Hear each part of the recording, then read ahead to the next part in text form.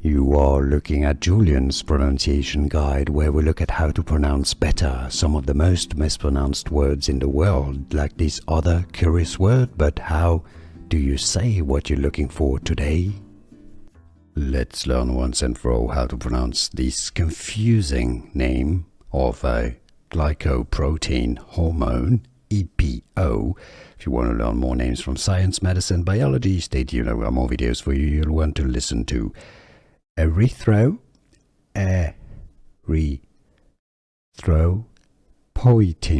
So poietin. Alright, so overall the pronunciation erythropoietin. And now you know. Here are more videos on how to pronounce more confusing words and names too many mispronounced. Like this video if you found it useful. I appreciate your support. I'll see you soon and thanks for watching.